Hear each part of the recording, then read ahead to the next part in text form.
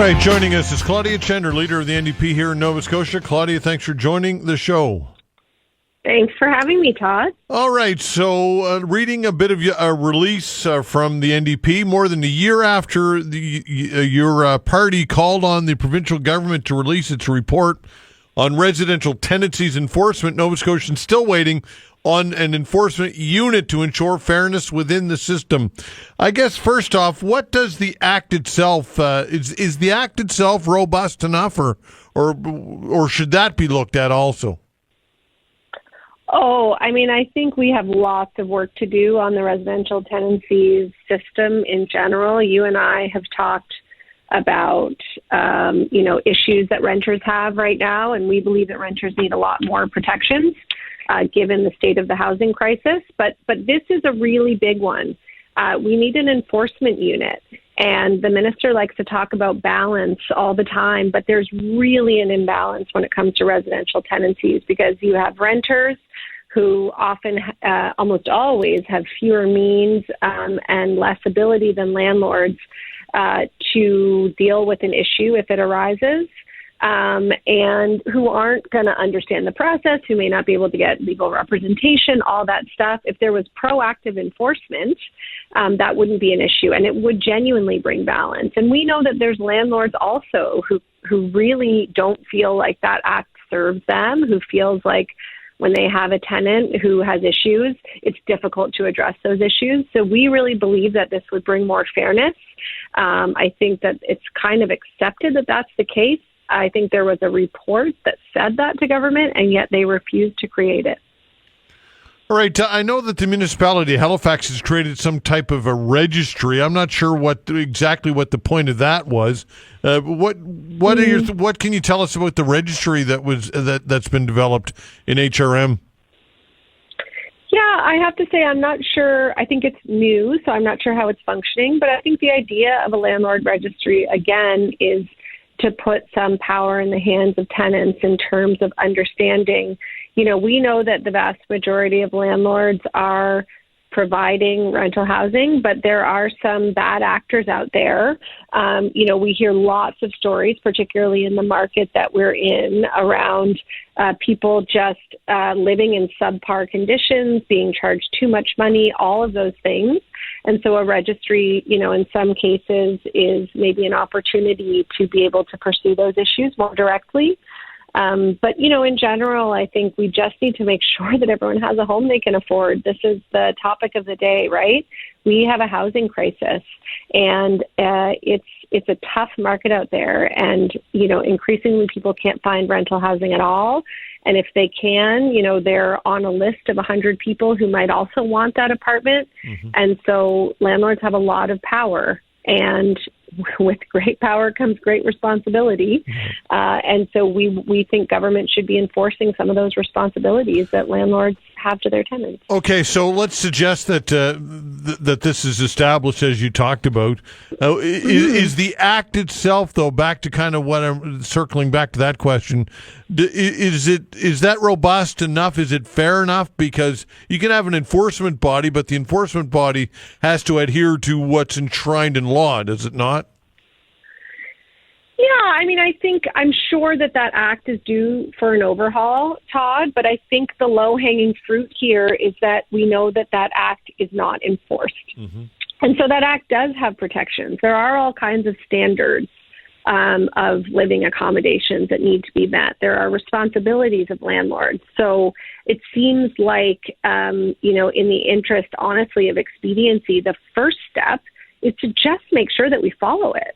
And then once we do that, if it seems like it's insufficient, we can go back and look at how to make it better. I think we can always make things better. But the reality is that there's a lot in there that would be helpful to landlords and tenants. And those things are not being enforced. And so here's a pretty simple way that we could do that. The government knows it, and yet they refuse to do it. Okay, so what's in place right now if for recourse for tenants and for landlords, as you mentioned earlier? What's the procedure now? Well, I mean, I think the main issue is just that it's very cumbersome. And so if a tenant has an issue with the landlord, I mean, there's two routes. So here in HRM, we do have municipal bylaw enforcement. So if someone is living in a situation that is unsafe in some way, so they don't have heat or they don't have hot water or there's mold or, this, that, or the other thing, we are lucky in HRM that we have a municipal enforcement branch that can help deal with that. If we call, many municipalities across the province don't have that. So that's doubly challenging for those folks. Here we have that. But, at the provincial level, we have a situation where you have to fill out a form, you have to request a hearing, you have to go to that hearing, all of which can be really intimidating if you're a person that doesn't have interaction with the legal system, that doesn't understand that. And honestly, Todd, most people just don't have the time.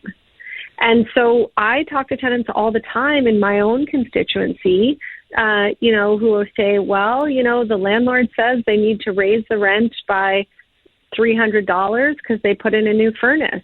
Mm-hmm. Well, that's illegal mm-hmm. because we have a rent cap right now. But, honestly, half the time when we say, well, that's illegal, you should apply to residential tenancies. They're like, yeah, no, that would just make them mad. I can't afford to lose this apartment. I don't have the time. I don't really understand how to do that. And so, MLA offices and Dow Legal Aid and Nova Scotia Legal Aid all try to step in and assist in those cases. But it should be simpler. And we should be protecting tenants. Plain and simple. We have a lot of renters in this city, and most of them right now are paying much more than they should be, right? The CMHC guideline for affordability is 30% of your income should be paid to rent. We know that most people, particularly people who have signed a lease in the last few years, because they're almost all fixed term now, are paying way more than that. And they're living in a perpetual state of housing insecurity and, often subpar conditions. So we really think government needs to get their act together and start to do something about it, because everybody deserves a safe, warm home. I don't think you'd find disagreement on that fact. Okay, quickly before that doesn't just happen by itself, right? Right. So before how large do you think that this should be, this enforcement body? How much? Because we all know that there's always too much bureaucracy. I think everybody would agree that oftentimes these things become too large. Mm-hmm. So how could we make this as streamlined as possible? Well, I think there's lots of models from other jurisdictions. And I think the reality, I can't talk to the specific number of, public servants you'd have to hire. But what I will say is I think if you had a branch like this, it would reduce the load on, residential tenancies and, generally on small claims adjudicators. You would keep a lot of these disputes out of these protracted processes that take lots of time and money and government employees' work.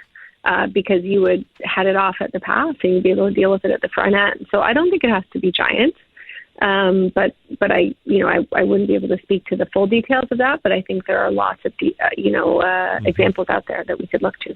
Okay, Claudia, always great. Appreciate your insight, and let's talk again soon. Thank you. Okay, bye. All right, take care. Claudia Chender, NDP leader here in Nova Scotia.